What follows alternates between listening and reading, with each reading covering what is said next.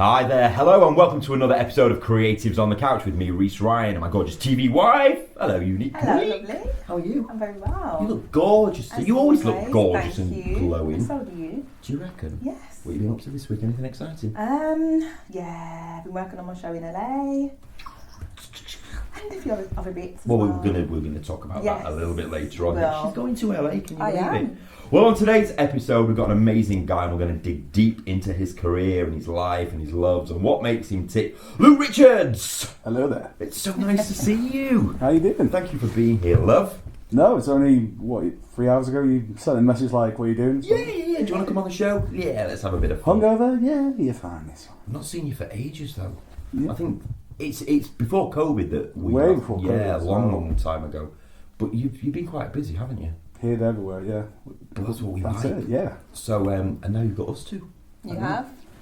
Yay. For half an Can't hour. complain. For half an hour. Three people in a room. Let's see where it goes.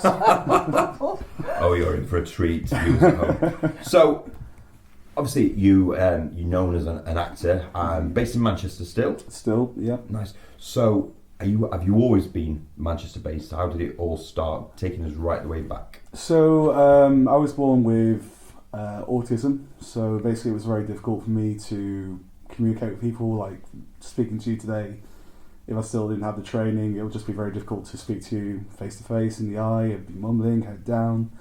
And my passion for acting was through a friend who told my mum, well, I see him running around on the playground being the Red Power Ranger or the T-Rex from Jurassic Park, so why don't you take him to acting class? And since then it's just something that grown as like a passion, a pastime, and now it's just something that's somehow just evolved and it's got me where I am today, and just heard everywhere really, and whoever needs a 6'3" giant to cause chaos on the set or play a very friendly fellow, then here I am. Wow. So how was it? Obviously all those years ago, when you were first diagnosed as being autistic. What was your life like? As a child. It was it's very introverted. It's just like how you want to say something but you don't know how you want to say it because you're scared of how people are going to react. And I think everyone has that anxiety. Especially if you've got ADHD or neurodivergent, you're just afraid of how people are going to respond to you because you feel like the electricity in the room, and it's just like, it's just like that awkward thing of farting in church. You don't want to be the one to admit it's you. Right. But no, it's just obviously when I first started acting, it just felt more like a confidence growing and to the point now where it felt like you're in a safe space where you can just 1 minute you could be a dinosaur, the next thing you know you could be a gangster from the 1920s. So, and people, I think, do you find as well that people are a lot more accepting now? Do you find that people, some people don't quite understand. Yeah. Some people are a little bit afraid, but it's more accepted now. Like before, before, what I'm trying to say, like social media and things like that. Yeah. People would just be like, ugh, but now it's more in the mainstream, isn't it? Autism and things like that, which is an amazing thing. It is fantastic, and I think it's just obviously it's the more that as time has gone on, the more that we understand autism better. Because obviously, back 100 years ago, I would probably be used as furniture, unfortunately. But no, that's absolutely true. Or put into one of these. I don't mean to be rude, but the freak shows and like the circus and everything. People with disabilities and everything. Put on display and paraded. I'm so glad we don't live in a society that still believes in that nonsense. Sure. yeah. So what training did you have or have you had then with regards to the acting? And how did that help you? Like if you could go more into detail in what you actually did and how it helped? Yeah, so it was like very much like amateur local theatre groups here in Tameside, and just obviously these areas where you feel like everyone's welcome. It doesn't matter what background you are, where you come from, who you are, as long as you and the other individual in the room just connect, get along and have fun. And it just started like that as well. So obviously one school like Clegg and Green, and then it went to Engate Theatre based in Romley, and then it just ever since then it just obviously every project that I was casting or did in these amateur productions just helped me grow and grow better, and then to a point where it just went into college and studying, and then you're learning all these new art styles like Dario Fo and, you know, these plays from all around the world, and it's just like you're given the tools to just experiment. And being someone who's always active, I can't sit down for 5 minutes. It's like I'm still sat down for 5 minutes. But you always wanted to really go. I'm ready to do a show. It's always been creating space and being more experimental. And the more people that you meet in those circles, you learn to grow, and you find that step to say, I know my strengths, but I know with these people it can be escalated to something better. So when you were in college and everything, you know, you were given all these plays, what kind of stuff did they start you on? You know, how did you start creating the characters and the plays that you did? What was that like for you? It was quite interesting because obviously we looked more, when I worked at the Hyde Clarendon College, we looked more at like local theatre, so theatres from local writers like Stephen Summers, I think, who wrote punk rock and plays like that. So obviously local plays, and then obviously it just stepped into like Blood Brothers, Willie Russell. Nice. Good one. That's the narrator. That was the role I played. Really? I love that role. Yeah. Oh my days. Yeah. And coming from a family of Scousers, you know, you just picked up like. Now, if you'd have been in Skelmersdale, I'd have been, that's amazing. That's amazing. Yeah, I still got the monologue stuck in my head. Yeah, that one. So, heard about the twins? I was like, sure, there's 2 new twins, but I'll stop. It's great. But no, it's just, obviously it started from there, and obviously I had a tutor there called John Slater, who was the most Salfordian person ever. He came from Salford, working class, and you know, we get this idea that teachers are going to be sugarcoating things like, that was good, can you do a bit more gentle? And then John was just like, that was, I won't swear, but you know, very brutally honest, and the one who's just like, that can be better, that can push yourself further. You know, if you're going to slap someone, just slap them. Just do it. Just do it. Yeah. You know. But my tutor at college was pretty much like that as well. A guy called Malcolm Kay, and at drama school, and he was exactly the same. You know, he said, you're all going to get told no 100 times before you get told yes once. He said, and I'm setting you up for that, for those doors to be slammed. He said, that was crap. Get back on there and do it again. And if that's crap, then you get back and do it again. But that toughens you up. You know, and you need we're it. Northern lads, you know, Northern lasses. That's what we do. You need that in this industry though, because it can be quite cutthroat, can't it? Exactly. Brutal. You need that dragon skin, because basically people are going to hype you up. I remember someone said to me, it's a while back on a job, like, oh, I'm producing this film, I'm going to be shooting in LA.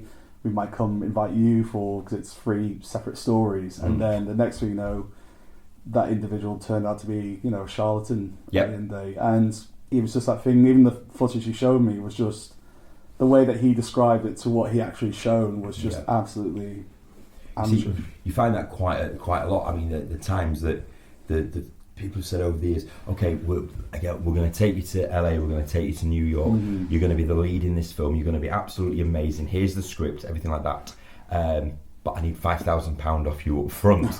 You know, you've listened and listened and listened for weeks, and then you're like, I mean, you'll get it with sponsorship deals, won't you, and stuff. I mean, you never stop with your networking and everything. You've got to meet people all the time who are just blowing smoke up you know what, and then you've got to weed them out, haven't you? Yeah. And then, but pick your battles wisely. Exactly. You know, that's important. So, what was your qualifications? Everything? How did you finish in college and everything? What, you know, was it the BTEC? What did you go on to? I did a BTEC course because originally I did back at high school an extended course where it's just you get extra grades if you go to the college to do these extra like acting classes. Okay. And then from that BTEC I went on to do a national diploma in performing arts at the University of Salford. Yeah. And, you know, it was a great experience, Salford. Again, you're working with people who've come all the way from London, the Midlands, working class, and unfortunately there were some cliques, you know, unfortunately. You get that all the time. Exactly. In everything. Doesn't matter whether you're a chef, you know, TV presenter, you know, actor, director, whatever, nurse, there's cliques everywhere. No, of course. Just comes with the territory of everything, doesn't it, really? Yeah. But the great thing about University of Salford was we had these amazing tutors who, you know, they had life experience, and the two people I can think of was Denise and another person called Malcolm. They were a couple, and they were just, it was like chalk and cheese. She was like, you know, it's very thin, geekish woman with like Vivienne Westwood clothing, and he would just look like your stereotypical old drama tutor, like the turtleneck, and knew everything about Shakespeare. Covered in chalk dust. It was just literally like how, but they were just two amazing people, and unfortunately passed away last year, and it's just really unfortunate. But they were just the tutors that you meet, the people that grow, and I think there's not enough respect for teachers these days, because obviously now we're seeing strikes for rise of pay teachers, and these two individuals as well as the other individuals at schools really helped me grow as a person. Like, they didn't just say, here's a play, go off and do it yourself. It's just like, okay, this is what you have to do for your course, here are a few examples, have a read, have a thought, and just do what you can. Just you've got space, you've got a room, just throw yourself in there and see what happens. You see, I love that, and like you said about the respect then, I mean, when we were at school and you were at school and everything, there was none of the mobile phones, there was nothing like that. No. It must be so tough for teachers now that they're trying to educate you and show you the way of the world and get you grounded, and yet all the kids have got their phones out. Exactly. And you can't say anything to them because it'll be the teacher who's pulled over the coals for it. You can't go and snatch your phone out of a kid's hand, although I seriously, I don't know how would you be able to cope with it? But like, just put it away. No way. No, I probably patience. be able to cope. Just you had to be like, get in the box. Everyone put your phone in the box. I mean, there was nothing like that. I mean, I didn't have a phone when I was at school. Did you have a phone when you were? I had the Motorola one originally when they came out. The flip up one. Did you? When they were the ones with the changeable fronts? I think it was, the one, because it was on skins, and then everyone had to have a phone like Tony, and then obviously I remember when they were introducing the Apple phones, where for the first time, instead of doing that with your camera, you just press the button and it's looking back at you. Stop it. Do you remember the silver one that used to slide up? Yes. Like that was my very first phone as well. Yes. The metal one. Yes. Wow. Oh my days. So you left your college, but did you go to college? Yeah, I did. Did you? But I did A-levels and then I went to uni and I did human resource management, completely different to nice. acting. Yeah. So I was in the corporate world for many years. Yeah. Seriously? Like a suit and briefcase. I hated it. Right, I'm going to leave you on that thought of this one walking down the street in high heels, a suit and a briefcase. We'll be back in 2 minutes' time. Quick break.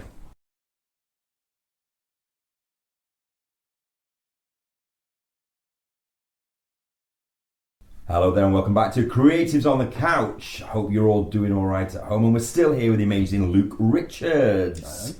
Hope you're all right, having a nice time with us. I'm enjoying it. I'm just chilled. Chilled, you can see. Change, isn't it? A bit of a television show. So we've gone through, before the commercial break, all of your training and your college side of things. So where's life led you to? What's the journey been like since that day? It's just been, I think, like in any creative person or anyone who has worked in those areas, it's always here, there, everywhere. And like recently I remember doing a film, you can be anywhere, so I remember doing a film in Chester called The Spawning, and that was my first experience with properly cast in a horror film, and also doing some like side work as well. I was boom operator, and bit of an awkward story with the boom. There was a scene where the two characters, the main characters, were making love, and obviously they had to simulate the boom, so holding the brief, and it's just that awkward thing where it's, when you're friends, it's just like, nod your head, okay, and you just hear the moaning and stuff, but it's weird. It was professional on set, but no. Everyone was just looking at each other. It's just like casual, like, I'm just talking to you while you're naked. Yeah, it's just great. How are you doing today? No, it's great. Have you done a scene like that yet? I'm twice your career, but not yet. Not yet. I've done into a film. Have I? My film that's coming out soon, Boarhog. I had to do full nude scene, and with the character Faye, so played by the amazing Lindsay, and I just stripped off, and that's it. Roger was on boom, Craig was filming everything, so we just went for it, and I've met Lindsay's husband, and we all went out for a meal together, for her birthday, and we're sat there talking, and he looked at me and went, "You're the only other man that's ever seen my wife naked." And I said, "I'm the only other man that you know about that's seen your wife naked." I said, and we just absolutely howled about it. So yeah, did full nude. It's actually really liberating on It's film. very liberating. As long as it's done tastefully Exactly. and the set is respectful. And there's purpose as well. Yeah, and you've got to really respect your co-star. I had to be very respectful of Lindsay. She's a mother, she's a married lady, and you have to be very, very respectful. And obviously you need chaperones and people like that around you. So, but you'll know with you filming it and doing the boom. Oh, definitely. If it's done tastefully and tactfully, it can be an absolute beautiful thing. Exactly. But no, I really enjoyed it. I found it really liberating because it's ticked off the bucket list now. Yeah, you'll all see that when Bohawk comes out. This naked. All the crew have just vomited. It's fine. So that was your first film? That was the very first horror film I ever did, and that was obviously because it was a friend, and I've known them from doing part of they used to do events around Oxfordshire and London, and they just said, well, we've got the script, we just need you to play this intimidating character who assaults the main character. Are you comfortable with that? And it was like, yeah. So we did the scene, and this was in Chester, and this was like when it was snowing in February. And it was a really uncomfortable scene because obviously with any actor you don't want to say, "Oh, I'm looking forward to playing the rapist." It's not something you want to say. And the scene, we did multiple takes, and it was quite uncomfortable because obviously I was uncomfortable because obviously it was the female actor was really comfortable. She's done these sort of films, but I've never done anything like this. So it was just that thing of like we just had a little moment together. We had a talk. We got to know each other. Like you said, you just get, as long as you feel safe, as long as everyone feels connected, there's no dark. Everything's there. It's just there, and it just felt really nice. And then we got the scene, and it looked really comfortable, which I think we all wanted. And since then it was over the times I've done like short films. I've worked on various people. I did at the time. I think like all of us were just hustling. We were just trying to better our craft, understand what's changing, and doing such extra work as well, just to have that feel like being on set, especially when you've got Alfred Molina, you have Dr. Octopus from Spider-Man 2 there. You're like, I'm not supposed to be starstruck, but Spider-Man 2. It happens. Yeah, of course. You try being professional, it's like, and inside you've got butterflies. It's like, okay. Yeah. But no, it was just, and since then, like, after COVID happened, I had 2021, that's when things started. I did a series called Alma's Not Normal. Okay. With Sophie Whelan, and that's just gone on to gain a lot of awards, and that was a really beautiful experience. Just being on a professional set, like BBC set, and that awkward moment where someone says, "Would you like a coffee, Mr. Richards?" I'm like, well, yes, please. you feel like you're a bit like, I'll put the kettle on. I can just put the kettle on. No. We're going to go to Starbucks. We're going to get you the better How stuff. nice, though. Nice. Yeah. And this is during COVID, so obviously I had to like shout it across from them, like, 2 meters, coffee, thank you. And it was just a beautiful experience because Sophie was there, and Siobhan from Happy Valley was there. She plays the mother, and it was just everyone was connecting. We all sat down agreeing. It was like, what did you do in the lockdown? We've all gained weight. Sophie's lost weight. We've all gained weight. It's like, and it's just a really fun experience. And then I think when in creatives, when you say, you've worked so hard for something, and then you finally get a chance to have that experience, and you just be professional, and you'll just learn so much in one day. And then after Sophie, the next thing that happened was the commercial I did for a company called Strike. Which I texted you about that straight away, didn't I? The second it came on, I went, what? Rewound it. I was like, I just texted you straight away. Yeah, it was a great advert. Really? Oh, it was a great advert, and it's a sweaty advert though. Yeah. So that was a very weird one because that was shot in Chester, and this was at the director's house, so that's why it's so bourgeois and so suave. And it was a really weird how I got that role because I've always been an active person. I do events as a host, as a dancer in Manchester at different places like Alva Schloss and the Beer Killer, where I do my German shows. Seen it. You've seen the videos. And you've got to see this. You've got to see it. Jeez. Wow, his moves. Wow. So I'm very brilliant. Really? It's so funny. Yeah. So I'm very active as an individual. Like, and again, it's that energy that I've had since childhood, where you just throw yourself in. You don't care. You just dance because you want to dance, and that's what's asked of you. You just give 110. And someone just messaged me saying, "I saw your little dance video. Do you want to do this audition?" So did a self-tape to the song by Jungle, and then got asked to come back again. And then next thing was like, "We want to cast you in this advert." And it was just like, really? I mean, I've got scars, I'm 6'3", I've got big legs. Are you sure you want me to be in your advert to sell houses? I look like the guy who's broke into the house.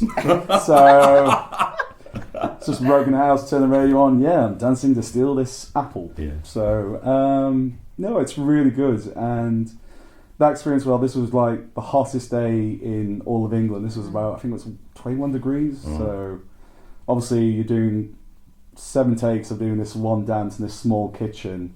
You've got 3 massive glaring lights, and you've got the director with handheld camera and just saying, faster, faster, faster, faster, slow, slow, slow, slow, faster, faster, faster, slow, slow, slow.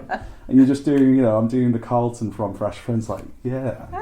And obviously it's asking you to keep going more. And obviously you had 3 separate costumes as well. So it was just a blast, really. And, it's just felt like everything that I've been taught by people who've taught me as a creative, what I've done as myself as creative. And despite the fact we talked about how social media now can be very toxic as well as very came forth at the same time as creative, it's that unfortunate tool that we have to carry just to make ourselves communicate or see what's out there in the real world. So So regarding sort of looking up to people, there's a lot of amazing artists out there. Who have you looked up to in your past, regarding actors and people like that? Who was your influences?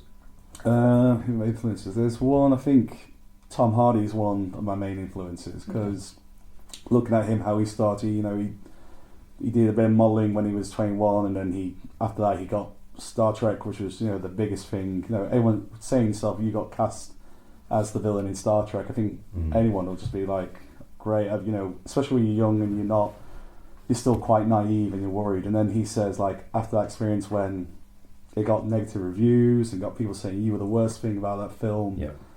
And this is obviously before social media, and obviously now it's escalated now to where people do their whole like 10 ranking best to worst films, and you're at the very bottom. And just to understand his struggles, like obviously through addiction, through depression, and I think when we talk about depression now, it's no longer just, oh, you just just shake it off, you'll be fine. It's more like we're understanding more now than we did 10 years ago, 20 years ago, and obviously like understanding neurodivergency. Just the whole field itself. Everything has changed, hasn't it? Really, everything. But it's changed for the good of that. That people know. That what being autistic is. And disabilities, and it doesn't matter if you're gay, straight, black, white.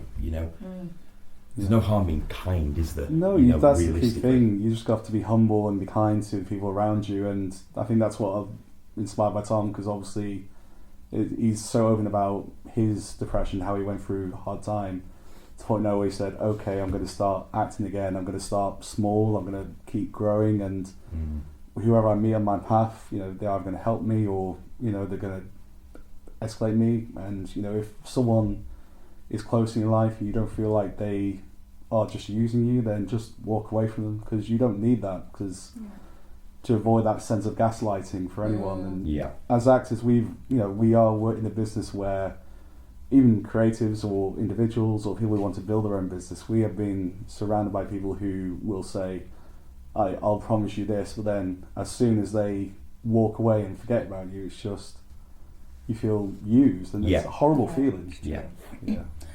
So where do you see yourself then, a couple of years from now? What would be, the best ultimate route for you? If you could say today, pick of a finger, I want to be here in 2 to 3 years' time, what would that look like? Gosh, that's the hardest question in the world. I think for me, if it's something like, I'll say like House of Dragons or something on those quite of productions, or to like work with other creatives probably across the ocean as well, Yeah. or around the world. So I'm really more of a person who just adapts, who just, you know, I always keep an open mind to whatever comes, whatever happens. Mm-hmm. And if, you know, if someone said to me, like, do you want to be on House and Dragons as the scary knight, Sir Evilton of Westeros, like, yeah, I'll do that. Just what you need me to do. Yep, scars, already got them. I'm good. Let's do it. So I'm good. Amazing. And obviously we're going to put your social media handles on screen as well. And if anybody wants to approach you, you know, regarding autism within the arts and everything, you're always open to talk, aren't you? Definitely. Thank you so much for being here. Luke Richards, you've got a bright future ahead of you. To everybody watching at home, thank you so much for being with us again for Creatives on the Couch. We'll see you next time. Bye for now. Bye-bye.